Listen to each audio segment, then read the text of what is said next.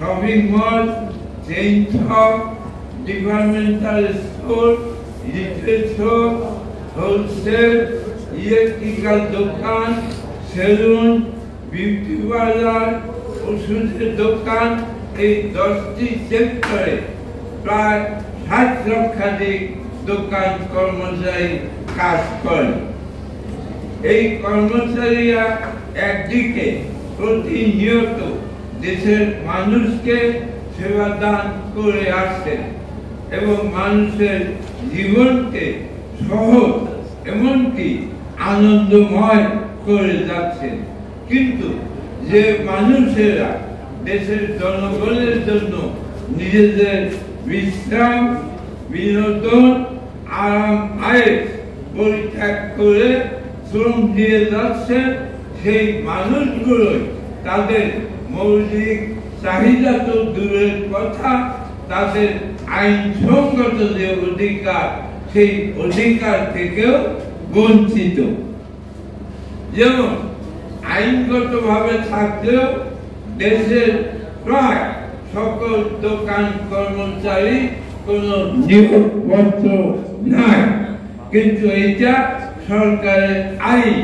কোন কারখানায় শ্রমিকরা কাজ করলে তার একটা নিয়োগপত্র থাকবে, কোন দোকানে কাজ করলে তার একটা নিয়োগপত্র থাকতে হবে। দুর্ভাগ্য হলো দোকান কর্মচারীদের কোনো নিয়োগপত্র নাই। দ্বিতীয়ত হলো দোকান কর্মচারীরা যেখানে কাজ করে সেই দোকানে মালিকের স্বাক্ষরযুক্ত একটা পরিচয়পত্র, আমরাকে যেটা বলি আইডি কার্ড।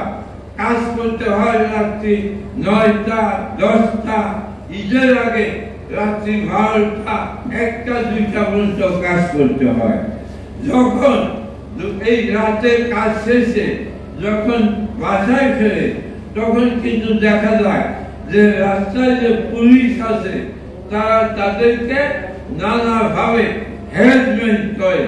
এত রাতে কোথা থেকে আসলা, তাদেরকে অনেক সময় ছিনতাইকারী অথবা অসামাজিক কাজে জড়িত ছিল এরকম অভিযোগ এনে তাদের কাছ থেকে অন্যায্যভাবে কিছু টাকা তাদের কাছে থেকে নিয়ে নেয়।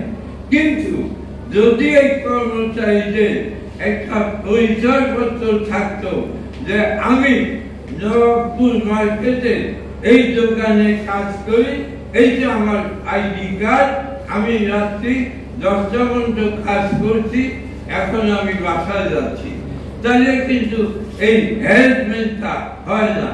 দুর্ভাগ্য হলো দোকান কর্মচারীদের সেই পরিচয়পত্র নাই।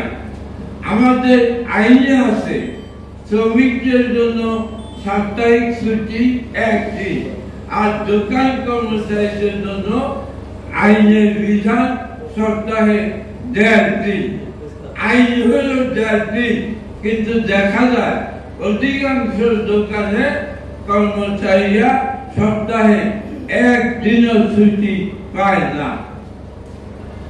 দোকান কর্মচারীদের সরকারের আইন হলো কাজ করবে 8 ঘন্টা, আর 8 ঘন্টার বেশি যদি কাজ করে সেটা হলো ওভারটাইম।